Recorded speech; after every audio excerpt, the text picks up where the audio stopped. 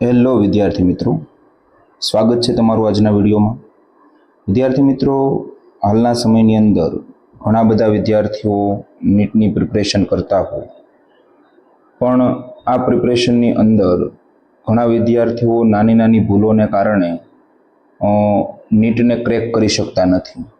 તો આજના આ લેક્ચરની અંદર આપણે ખાસ એ જ ચર્ચા કરવી છે કે જો આપણે નીટની અંદર એમાં ખાસ કરીને બાયોલોજી વિષયની અંદર સારામાં સારા માર્ક મેળવવા હોય, એટલે કે બાયોલોજી નીટ 2026ને આપણે કેવી રીતે ક્રેક કરી શકીએ એ માટેની કેટલીક ખૂબ જ અગત્યની બાબતો જે છે એ આજના વિડીયો દરમિયાન હું તમને કહેવાનો છું।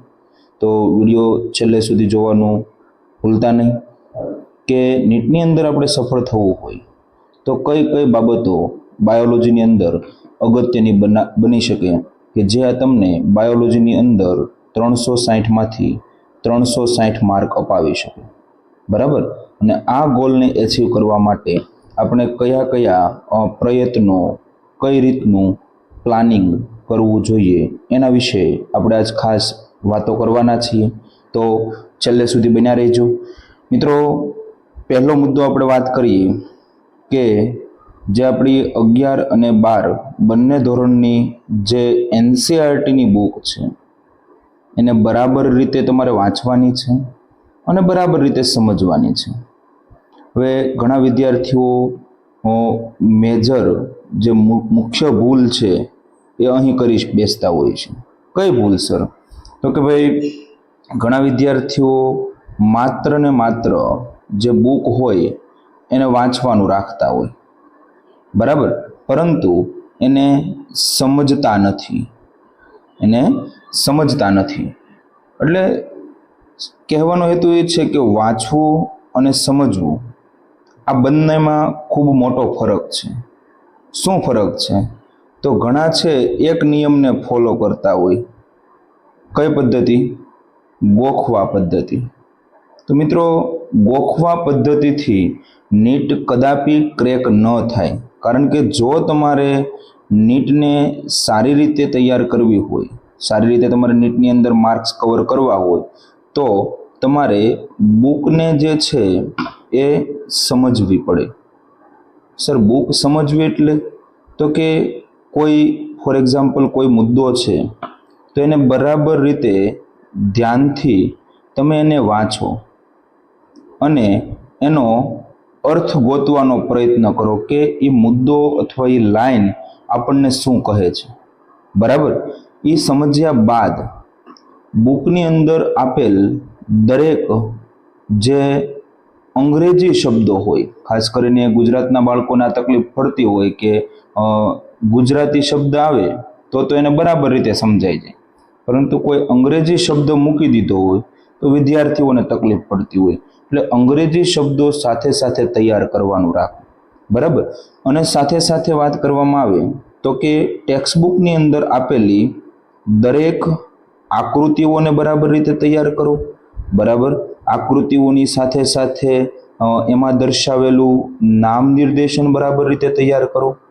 મોટા ભાગે વિદ્યાર્થીઓ આ કરતા હોય કે આકૃતિ અને નામ નિર્દેશન તૈયાર કરે, પણ સાથે સાથે એની સાથે સાથે જરૂરી છે કે જે આકૃતિ હોય એ આકૃતિની નીચે આપેલ જે મુદ્દાઓ હોય એ મુદ્દાને પણ તૈયાર કરો, બરાબર। જેથી કરીને ઘણી વખત નીટમાં એવી રીતના બની શકતું હોય કે આકૃતિ આધીન અથવા તો આકૃતિની નીચે જે લાઈન આપેલી હોય એમાંથી પ્રશ્ન પૂછી નાખે, અને ઘણી વખત એવું પણ બને કે કોઈ વિદ્યાર્થીની નજરે ક્યારેય એવી વસ્તુ ન ચડી હોય, બરાબર। એટલે ખાસ કરીને સમજી લેજો બેટા કે તમારે જો બરાબર રીતે માર્ક્સ કવર કરવા હોય, બરાબર, તો બંને ધોરણ 11 અને ધોરણ 12ની જે એનસીઈઆરટીની ટેક્સ્ટ બુક છે ને બરાબર રીતે સમજવાની છે, બરાબર રીતે તૈયાર કરવાની છે। એનસીઈઆરટીનું દરેક ચેપ્ટર, દરેક ટોપિક, દરેક લાઈન, દરેક આકૃતિ, દરેક બાબતોને આપણે બહુ ચીવટપૂર્વક સમજવાની છે, કારણ કે જૂના વર્ષોના પ્રશ્નપત્રોને આપણે તાજા કરીએ તો આપણને ખબર પડે કે મોટા ભાગના પ્રશ્નો, બરાબર, મોટા ભાગના પ્રશ્નો છે એ એનસીઆરટીની લાઇન બાય લાઇન અથવા તો એનસીઆરટીને અનુસંધાને એના કન્સેપ્ટના આધારે પ્રશ્નો પૂછાતા હોય તો બરાબર રીતે છે એ એનસીઆરટીને તૈયાર કરવી, બરાબર, આ નીટ ક્રેક કરવા માટેની ખૂબ જ અગત્યની છાવી છે, બરાબર. આગળ વાત કરીએ બેટા કે જ્યારે તમે એનસીઆરટીની બુક રીડ કરતા હો ત્યારે અગત્યના મુદ્દાઓ નોંધો. અગત્યના મુદ્દા મીન્સ કે માની લો કે કોઈ ટોપિક તમે વાંચો છો, બરાબર, તો એ ટોપિકના જે અગત્યના શબ્દો હોય, બરાબર, એના અંગ્રેજી વર્ડ્સ હોય, બરાબર, તો એને એક અલગ બુકની અંદર તમે નોટ કરતા જાઓ, જે તમને ભવિષ્યમાં ઝડપી પુનરાવર્તન માટે પણ ખૂબ ઉપયોગી બનવાના છે. અને જ્યારે તમે કોઈ પણ ટેસ્ટ આપો, મોક ટેસ્ટ આપો, ત્યારે તમારે આ મુદ્દાઓ ખૂબ જ ઉપયોગી બનતા હોય. ખાસ કરીને તમને વાત કરું તો ઝડપી રિવિઝન ટાઈમે છે ખૂબ ઉપયોગી બનતા હોય. અને જ્યારે નીટની પરીક્ષા આવે નજીક ત્યારે જો તમારી પાસે આવી અગત્યના મુદ્દાઓ બનાવેલી સરસ મજાની બુક તૈયાર હશે તો તમે એ બુકને ખૂબ જ ઝડપથી રિવિઝન કરી અને ખૂબ સારી રીતે અને ખૂબ સારા કોન્ફિડન્ટ સાથે છે કે તમે પરીક્ષા આપી શકશો, બરાબર. એટલે અગત્યના મુદ્દાઓને નોંધવાની આદત રાખો. ત્યાર પછી બેટા વાત કરીએ કે ખૂબ અગત્યનો મુદ્દો કે અગત્યના પ્રકરણો અને ટોપિકને વધુ મહત્વ આપો. પ્રશ્ન એમ થાય કે સર જે નીટની પરીક્ષા છે એના માટે અગત્યના મુદ્દા કયા કહી શકાય? આમ ગણીએ ને તો આપણી પૂરેપૂરી એનસીઆરટીની બુક છે આખી અગત્યની જ છે, પણ તમે જે જૂના વર્ષોના પેપર હોય એ પેપરનું એનાલિસિસ કરો, બરાબર, એનાલિસિસ કરો અને એ એનાલિસિસના આધારે નક્કી કરી શકો કે તમારે કયા જે પ્રકરણો છે અને કયા ટોપિકો છે એને તમારે કેટલું મહત્વ આપવું તે તમે નક્કી કરી શકો.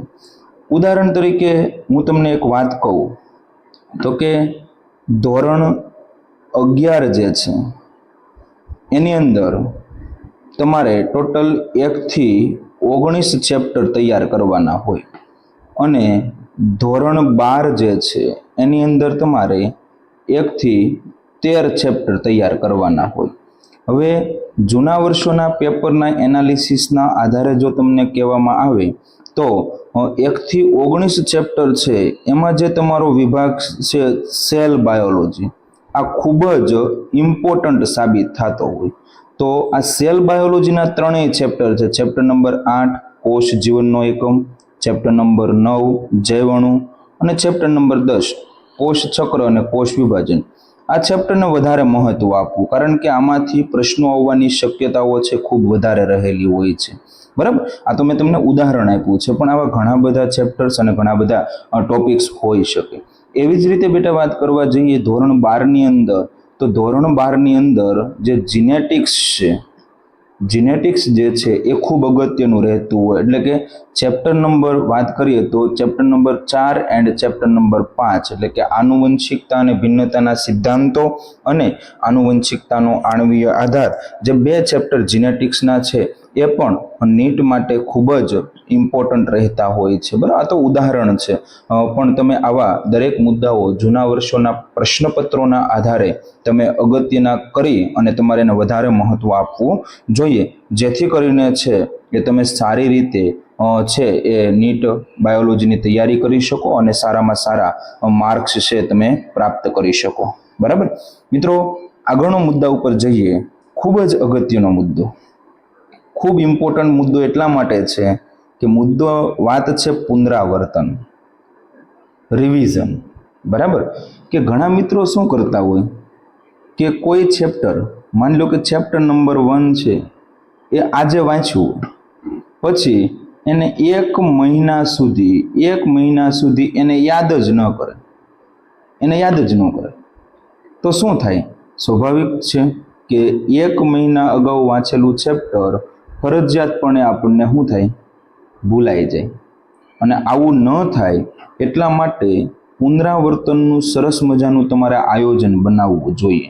બરાબર. અને દરરોજનો જે તમારો રીડિંગ સમય હોય, દરરોજનો જે રીડિંગ સમય હોય એમાંથી તમારે અમુક સમય જે છે એ અમુક સમય જે છે એ તમારે કોને આપવો જોઈએ? રિવિઝનને આપવો જોઈએ, જેથી કરીને તમે દરેક મુદ્દાઓને લાંબા સમય સુધી છે યાદ રાખી શકો. મેં તમારી જાણ માટે અહીંયા કીધું છે કે તમારે કેવા પ્રકારના રિવિઝનની જરૂર રહેતી હોય. તો કે એક તો ડેઇલી રિવિઝન કરવું જોઈએ. ડેઇલી રિવિઝન એટલે શું સર? તો કે ભાઈ આખા દિવસની અંદર તમે સ્કૂલ સમય હોય અથવા કોચિંગ ટાઈમ હોય એના સિવાયને જે તમે રીડિંગનો સમય આપતા હો, ઇટ મીન્સ આખા દિવસમાં જે કાંઈ પણ તમે કામ કર્યું છે, ફિઝિક્સ, કેમેસ્ટ્રી, બાયોલોજી, જે પણ કાંઈ કામ કર્યું છે એનું સાંજે 2 કલાક કે સમય તમને જે રીતના પરવડે એ રીતના અમુક સમય તમે એવો રાખો કે એમાં આખા દિવસનું પુનરાવર્તન થઈ જાય. બરાબર. એટલે દરરોજનું એકવાર રિવિઝન થયું. પછી બીજું છે વીકલી રિવિઝન, કે અઠવાડિયાનો એક દિવસ તમે એવો રાખો કે આખા અઠવાડિયાની અંદર તમે જે કાંઈ પણ કામ કર્યું છે, બરાબર, જે કાંઈ તમે નવા ચેપ્ટરો રીડ કર્યા છે, ડેઇલી જે તમારે સ્ટડીમાં આવતું હોય એ તમે રીડ કર્યું છે, બરાબર, તો આખા અઠવાડિયાનો એક દિવસ એવો રાખો કે જે તમને રિવિઝન માટે તમે એને ફાળવી શકો, એટલે કે વીકલી રિવિઝન. બરાબર. અને મહિનાના અંતે 2 અથવા 3 દિવસ એવા રાખો કે આખા મહિનામાં તમે જે કામ કર્યું છે એ તમે ફરી વખત એને યાદ કરી શકો. જો કે તમે કોઈ ટેસ્ટ પેપર્સ આપતા હો, મોક ટેસ્ટ આપતા હો, એટલે રિવિઝન તો થતું હોય, પણ તમારું પોતાનું પણ એક શેડ્યુલ એવું બનાવો કે જેથી કરીને તમે daily, weekly and monthly revision ખૂબ સારી રીતે કરી શકો અને કોઈ પણ મુદ્દાઓને તમે લોંગ ટર્મ, લાંબા સમય માટે તમે યાદ રાખી શકો. બરાબર. તો રિવિઝન કરવાનું યાદ રાખવું. બરાબર. આગળ વાત કરીએ. મુદ્દો છે ક્વેશ્ચન પ્રેક્ટિસ. વિદ્યાર્થી મિત્રો, ખૂબ જ અગત્યનો મુદ્દો ગણી શકાય. કેમ? માની લો કે કોઈ ખેતરની અંદર ખેડૂત જે છે એ વાવેતર કરે, ખેડૂત જે છે એ વાવેતર કરે, પણ એ વાવેતર કરેલા પાકની પૂરતી માવજત ન રાખે તો એને પૂરતી નીપજ મળે? ન મળે. સ્વાભાવિક છે કે જે કાંઈ પણ આપણે શીખ્યા છીએ, જે કાંઈ પણ આપણે વાંચ્યું છે, આ દરેક મુદ્દાઓને આપણે બરાબર રીતે MCQના સ્વરૂપમાં એને તૈયાર કરવા પડે. બરાબર. કારણ કે નીટની પરીક્ષા તો તમે MCQ બેઝ આપવાના છો. બરાબર. એટલે મિનિમમ તમે વાત કરો તો દરેક જે મુદ્દાઓ છે એ દરેક મુદ્દાના બને તેટલા વધુ તમે એના ક્વેશ્ચન પ્રેક્ટિસ કરો. બરાબર. જેથી કરીને જો તમે મેક્સિમમ પ્રેક્ટિસ કરેલા પ્રશ્નો હશે તો તમે સારી રીતે છે એ કોન્ફિડન્ટ સાથે કોઈ પણ પ્રશ્ન તમારી સામે આવશે તો એને તમે સોલ્વ કરી શકશો. બરાબર. હવે વિદ્યાર્થી મિત્રો, ઘણા મિત્રો છે એકદમ લો લેવલ ક્વેશ્ચન છે સોલ્વ કરતા હોય. બરાબર. લો લેવલના ક્વેશ્ચન સોલ્વ કરતા હોય, પણ જરૂરી છે કે આપણે દરેક પ્રકારના પ્રશ્નો સોલ્વ કરવા પડે. દરેક પ્રકારના જે પ્રશ્નો છે એ તમારે સોલ્વ કરવા જોઈએ. સર, કેવા પ્રકારના પ્રશ્નો? તો હું તમને વાત કરું તો નીટની અંદર જો જોઈએ તો કેટલાક હું તમને ઉદાહરણ આપું. એક તો નીટની NCERTની લાઇન બાય લાઇન ક્વેશ્ચન હોય. બરાબર. તો લાઇન બાય લાઇન ક્વેશ્ચન માટેની કોઈ રેફરન્સ બુક યુઝ કરી અને તમારે પ્રશ્નો સોલ્વ કરવા જોઈએ. પછી વાત કરીએ તો કે ફિગર બેઝ ક્વેશ્ચન હોય, કે આકૃતિ આધારિત પ્રશ્નો હોય, કે આકૃતિનું કોઈ નોમેનક્લેચર તમને પૂછી લીધું હોય અથવા તો આકૃતિના આધારે અને થિયરીના આધારે બેને મર્જ કરીને કોઈ પ્રશ્ન પૂછેલો હોય. બરાબર. ત્યારબાદ વાત કરવામાં આવે તો તમને છે એ કોઈ ન્યુમેરિકલ્સ પૂછાઈ શકે, ગણતરી આધારિત પ્રશ્ન. બરાબર. તો એને પણ મેક્સિમમ તમારે પ્રેક્ટિસ કરવા જોઈએ. ત્યાર પછી વાત એસેન્શિયલ એન્ડ રીઝન, એટલે કે વિધાન અને કારણોવાળા પ્રશ્નો પૂછાઈ શકે, તો એને બરાબર તમારે ખાસ તૈયાર કરવા જોઈએ. મોટાભાગના વિદ્યાર્થીઓને અહીંયા ભૂલ પડતી હોય. શું ભૂલ પડે? તો કે એમને ખબર પડી જાય વિધાન ખરું છે કે ખોટું છે, પણ એ ન ખબર પડે કે એ વિધાન અને એની પાછળ આપેલું કારણ છે કે નથી એ આઈડિયા આવતો નથી, બરાબર. તો આવી જ્યારે સમસ્યા ઊભી થાય એનો મતલબ એવો થાય કે તમે તમારી પ્રિપરેશન વખતે આવા પ્રકારના પ્રશ્નો તમે વધારે સોલ્વ કર્યા નથી, બરાબર. તો મેક્સિમમ આ વિધાન કારણવાળા પ્રશ્નો સોલ્વ કરવાનો આગ્રહ રાખો. ત્યાર પછી જો તમને વાત કરું તો કે જે ટ્રુ ફોલ્સ પ્રકારના પ્રશ્ન હોય, બરાબર, કે ખાસ કરીને વિદ્યાર્થીઓને છે ને પરીક્ષામાં વધારે ટાઈમ લઈ જતા હોય ને તો એ આ બે પ્રકારના પ્રશ્નો છે, વિધાન કારણવાળા અને ટ્રુ ફોલ્સ વાળા ક્વેશ્ચન, બરાબર. તો જો તમે મેક્સિમમ પ્રેક્ટિસ કરેલી હશે, બરાબર રીતે તમે એનસીઆરટી રિવિઝન કરેલી હશે તો આવા પ્રશ્નોમાં તમને તકલીફ નહીં થાય. ત્યારબાદ વાત કરીએ તો કે આપણે ઘણા બધા મુદ્દાઓની અંદર વૈજ્ઞાનિકોના નામ આવે, બરાબર. તો વૈજ્ઞાનિકોના નામ બરાબર યાદ રાખવાના છે, એને કરેલ કાર્ય બરાબર યાદ રાખવાનું છે, એન્ડ કયા વર્ષમાં કામ કર્યું છે. આ બહુ ઇમ્પોર્ટન્ટ વાત, મોટા ભાગે વિદ્યાર્થીઓને આ પ્રશ્નમાં કન્ફ્યુઝન થતું હોય, બરાબર, કે સાલ વાળો પ્રશ્ન પૂછાય, વર્ષ વાળો પ્રશ્ન પૂછાય એટલે વિદ્યાર્થી કન્ફ્યુઝનમાં રહી જતા હોય કે ભાઈ ગ્રિફિથભાઈ છે, ફ્રેડરિક ગ્રિફિથ, એ કયા વર્ષમાં કામ કર્યું હતું. પણ જો તમે બરાબર રીતે તૈયારી કરેલી હોય તો તમને ખબર પડે કે ગ્રિફિથભાઈ આવે એટલે 1928 જ હોય, બરાબર. તો આવી રીતે અલગ અલગ પ્રકારના પ્રશ્નો પણ તમારે તૈયાર કરવા જોઈએ. મેઇનલી તમે જો આટલા મુદ્દાઓને બરાબર રીતે ફોલો કરો, બરાબર, મેઇનલી તમે આટલા મુદ્દાઓને બરાબર રીતે ફોલો કરો અને એક સરસ મજાના તમે ગોલ સાથે કામ કરો, બરાબર, એટલે 100% તમે બાયોલોજીની અંદર 360માંથી 360 મેળવી શકો. અને બેટા હંમેશા યાદ રાખવાનું, ગોલ છે એ હંમેશા તમારો ઊંચો હોવો જોઈએ.